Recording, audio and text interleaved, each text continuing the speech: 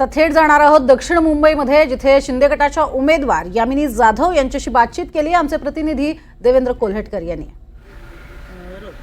लोकसभा निवडणुकीची मतमोजणी जी आहे ती आज पार पडते। मुंबईमध्ये काय होणार याकडे देखील सगळ्यांचं लक्ष आहे।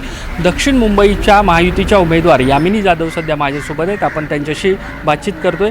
ताई, आज मतमोजणी पार पडते, काय भावना आहेत, काय सांगाल? छान वाटतंय, काही असं टेन्शन वगैरे नाही आहे। मतमोजणी होती आहे आणि जो मतदारांचा कौल असेल तो स्वीकारण्याची तयारी आहे।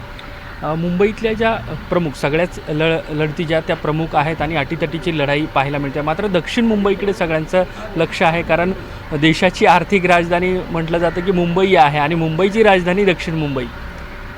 हे तर सगळ्यात मोठं कारण आहे की देशाची आर्थिक राजधानी ही मुंबई आहे आणि दक्षिण मुंबई ज्या हब म्हटलं जातं, ज्याला बिझनेस हब म्हटलं जातं, जिथनं खरंच आर्थिक राजधानीला चालना मिळते, तो हा परिसर असल्याकारणानं या लोकसभेकडे सगळ्यांचं लक्ष लागलेलं आहे आणि एक महिला उमेदवार हा एक भागसुद्धा त्याच्यामध्ये आहे, त्यामुळे लोकांचं लक्ष लागलेलंच आहे।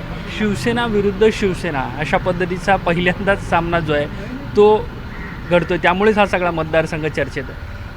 असं काही नाही आहे। दक्षिण मुंबई लोकसभा मतदारसंघ हा नेहमी चर्चेत असतो।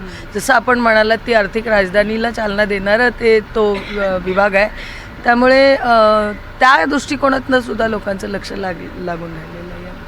आपल्या विरोधात जे उमेदवार आहेत अरविंद सावंत, ते म्हणतात की विजय आमचाच आहे, विजय आमचा निश्चित आहे। बघा, प्रत्येकाला हा अधिकार, थँक्यू, प्रत्येकाला हा अधिकार आहे हा विचार करण्याचा की विजय माझा आहे। तर त्यामुळे आता लवकरच थोड्या वेळात कळेल आपल्याला विजय कोणाचा आहे। त्याच्यासाठी मी कुठला दावा करणं माझाच आहे वगैरे हे मला वाटतं, मला तरी पटत नाही आहे।